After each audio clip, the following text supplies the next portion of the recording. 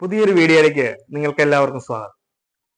നമ്മുടെ കേരളത്തിന്റെ തീരദേശത്തുകൂടി ഒരു ഹൈവേ പണിത് വരികയാണ്. ആ ഹൈവേയുടെ നീളം എന്ന് പറയുന്നത് 623 ആണ്. ആ 623 വളരെ ഭംഗിയായി അതിന്റെ തീരദേശത്തുകൂടി ഉള്ള ഒരു ഹൈവേയുടെ പദ്ധതിയാണ് ഇപ്പോൾ നടന്നുകൊണ്ടിരിക്കുന്നത്. ആ ഹൈവേ പദ്ധതിയെ നഖശികാന്തം എതിർത്തുകൊണ്ട് പ്രതിപക്ഷം രംഗത്ത് വന്നിരിക്കുകയാണ്. ഈ 623 ഈ തീരദേശ ഹൈവേയുടെ ഒരു പ്രത്യേകത എന്ന് പറയുന്നത് സൈഡിലൂടെ സൈക്കിള് യാത്രക്കാർക്ക് സഞ്ചരിക്കുന്നതിനും അതുപോലെ തന്നെ നടപ്പാത ഉൾപ്പെടെയുള്ള കാര്യങ്ങളും ഉള്ള ഒരു ഹൈവേ ആണ്.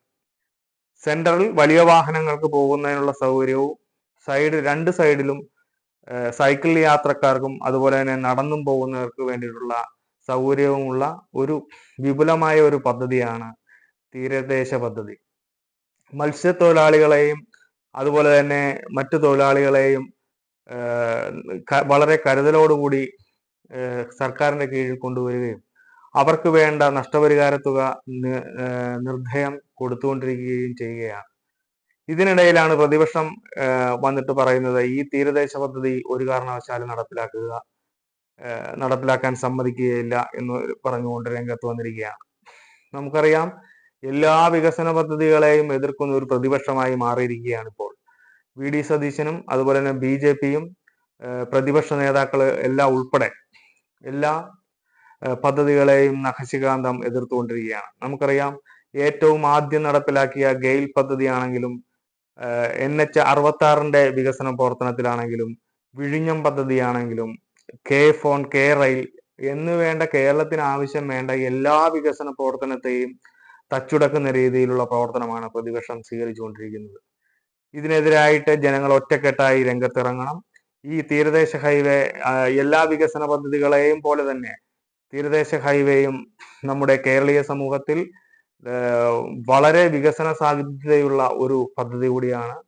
മത്സ്യത്തൊഴിലാളികൾക്കും അതുപോലെ തന്നെ മറ്റ് ജനവിഭാഗങ്ങൾക്കും എല്ലാവിധ ജനങ്ങൾക്കും വേണ്ടിയിട്ടുള്ള ഉപകാരപ്രദമായിട്ടുള്ള ഒരു പദ്ധതിയാണ് ഈ തീരദേശ പദ്ധതി. നമുക്കറിയാം, വിഴിഞ്ഞം പദ്ധതി ഇപ്പോൾ ഉദ്ഘാടനം ചെയ്തു കഴിഞ്ഞു. മദർഷിപ്പ് വരികയും ചെയ്തു. ഈ മദർഷിപ്പ് വന്നതോടുകൂടി മറ്റു പല രാജ്യങ്ങളിൽ നിന്നും കപ്പലുകൾ വരാനും അതുപോലെ തന്നെ ചരക്ക് അവിടെ നിന്ന് നീക്കുന്നതിനും വേണ്ടിയിട്ടുള്ള സജ്ജീകരണങ്ങൾ ഒരുക്കുന്നതിനുള്ള പ്രവർത്തനങ്ങൾ വിഴിഞ്ഞം പദ്ധതിയിലൂടെ ഇപ്പോൾ സാധ്യമായിരിക്കുകയാണ്.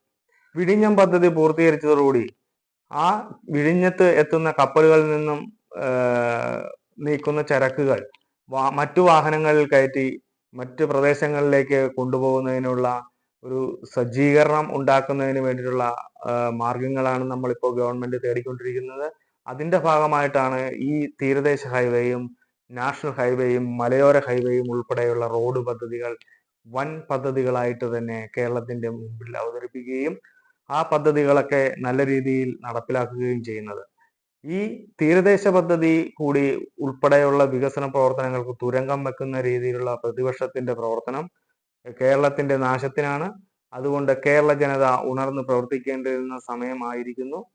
ഈ തീരദേശ ഹൈവേയുടെ മറ്റൊരു പ്രത്യേകത എന്ന് പറയുന്നത് ഓരോ 50 കിലോമീറ്ററിലും ചെല്ലുമ്പോൾ അവിടെ റെസ്റ്റോറൻറ്റുകളും കടകളും മറ്റനുബന്ധ സ്ഥാപനങ്ങളും പിന്നെ ടൂറിസം ഡിപ്പാർട്ട്മെന്റുമായിട്ടുള്ള മറ്റു പ്രവർത്തനങ്ങളും ടൂറിസത്തെ നല്ല രീതിയിൽ ജനങ്ങളുടെ മുമ്പിലേക്ക് എത്തിക്കുന്നതിന് വേണ്ടിയിട്ടുള്ള പ്രവർത്തനത്തിനും അവിടുത്തെ തൊഴിൽ രഹിതർക്ക് തൊഴിൽ കിട്ടുന്നതിന് വേണ്ടിയിട്ടുള്ള പ്രവർത്തനങ്ങളും ഉണ്ടാവും.